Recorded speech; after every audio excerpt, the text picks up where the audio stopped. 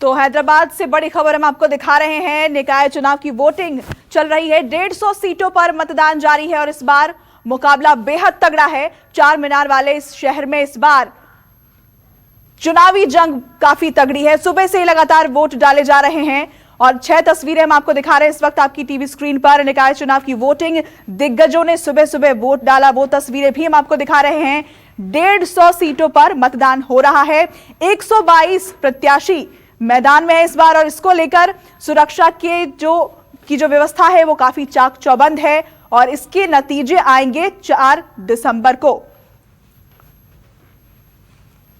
हैदराबाद के अवाम से अपील कर रहा हूं कि वो अपने एक एक वोट का इस्तेमाल करें और हैदराबाद और बिलखुसूस पुराने शहर की तरक्की के लिए, उसकी तहजीब, सखाफत, उसकी ज़बान, उसके कंपोजिट कल्चर के लिए आप तमाम को निकल कर मैं अपील कर रहा हूं कि निकल कर वोट का इस्तेमाल करिए। आपकी मेन लड़ाई किससे इस चुनाव में? टीआरएस से लड़ रहे हैं या बीजेपी से? मेन आपकी पार्टी कौन है जिससे आप मुकाबले में हैं? किससे भी लड़ाई नहीं है हमारी लड़ाई उन लोगों से है जो हैदराबाद को बदलना चाहते हैं। तो आप बीजेपी की बात कर रहे हैं? नहीं, मैं किसका भी नाम ले सकता हूँ ना। मॉडल कोड ऑफ कंडक्ट है, कैसा बोलूंगा मैं? नगर की बात उन्होंने की। नहीं, देखिए आप ऐसा सवाल करके आप तो बच के निकल जाएंगे। तो मॉडल कोड ऑफ कंडक्ट है, हम किसी को बोल नहीं सकते। और इस खबर पर ज्यादा जानकारी के साथ हमारे सहयोगी केजे श्रीवत्सन हमारे साथ जुड़ चुके हैं। श्रीवत्सन, इस वक्त की क्या अपडेट है इस चुनाव को लेकर, मतदान को लेकर क्या जानकारी मिल पा रही है, आपसे समझना चाहेंगे। जी देखिए, 150 सीटों के लिए हो रहा है यह नगर निगम का चुनाव। 1122 उम्मीदवार चुनाव मैदान में। लेकिन सबसे चिंता वाली बात यह है कि सुबह 11 बजे तक की बात है, क्योंकि अधिकृत रूप से आंकड़ा 11 बजे तक का ही आया है। केवल 8.9% ही मतदान हुआ है। वैसे भी यदि हैदराबाद नगर निगम के चुनाव के वोटिंग का अगर ट्रेंड देखा जाए तो 99 में केवल साल 1999 में केवल 42% लोगों ने ही वोट डाले थे, जबकि साल 2015 में जब चुनाव हुए थे तो उस वक्त 45% के करीब लोगों ने वोट डाले थे। यानी कभी भी यहाँ पर वोटिंग प्रतिशत 50% से ज़्यादा नहीं गया है। चूंकि इस बार टीआरएस के साथ साथ मजलिस पार्टी भी है, चंद्रबाबू नायडू की तेलुगु देशम पार्टी भी है और उससे भी ज़्यादा बीजेपी ने यहाँ एक हाई प्रोफाइल चुनाव प्रचार भी किया है अपनी ओर से।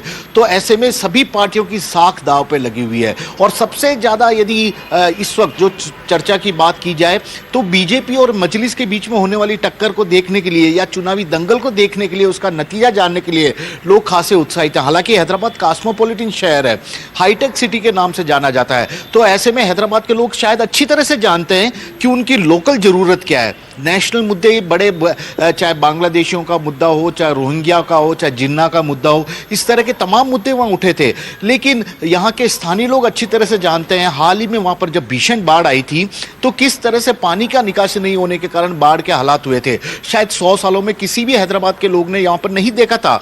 तो उनको स्थानीय मुद्दों पर सबसे ज्यादा फिक्र है और उसी के आधार पर शायद वोटिंग भी यहां पर हो रही है। लोगों ने मन भी बना लिया है। चुनाव की रंगत देखने सभी लोग मौजूद थे, भीड़ भी काफी नजर आई। बीजेपी ने इसे अपनी ओर से एक बड़ी प्रयोगशाला भी बना लिया। लेकिन जो सिविक इलेक्शन होते हैं या नगर निगम जैसे चुनाव होते हैं, वे स्थानीय मुद्दों को, स्थानीय प्रत्याशी को ध्यान में रखकर ही लड़े जाते हैं। और शायद अभी हमने जितने लोगों से भी बातचीत की हैदराबाद में वोट डालने आए, उन सबका माइंडसेट भी कुछ इसी तरह से था कि पार्टी उनके लिए सबसे जरूरी है, पार्टी की आइडियोलॉजी सबसे जरूरी है, लेकिन स्थानीय मुद्दों को भी, स्थानीय समस्याओं को भी वे ध्यान में रखकर वोट दे रहे हैं। लेकिन चिंता की बात यही है कि वोटिंग परसेंट अभी तक बहुत कम है और चुनाव आयोग बार-बार अपील भी कर रहा है, गाड़ियां चलवाकर अपील कर रहा है। जो पुराना ट्रेंड था वही देखने को मिल रहा है, बावजूद इसके कि किस तरह से हमने देखा कि बीजेपी ने अपनी पूरी ताकत झोंक दी थी इस चुनाव में, तमाम स्टार प्रचारकों को वहां उतार दिया था।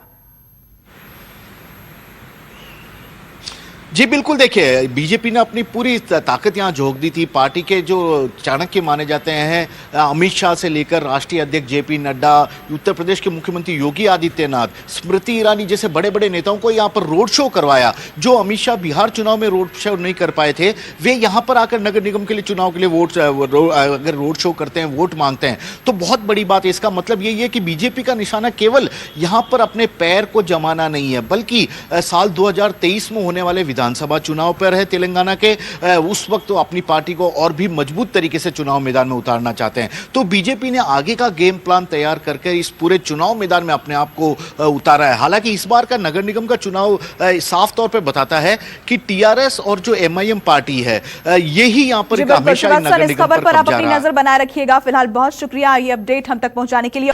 नमस्कार, मैं हूं मानक गुप्ता। अगर आपको हमारा ये वीडियो पसंद आया हो तो इसे लाइक और शेयर जरूर करें, और हां, हमें सब्सक्राइब और फॉलो करना ना भूलें ताकि आप देश और दुनिया की कोई खबर मिस ना करें। तो जुड़े रहिए हमारे साथ और देखते रहिए News 24।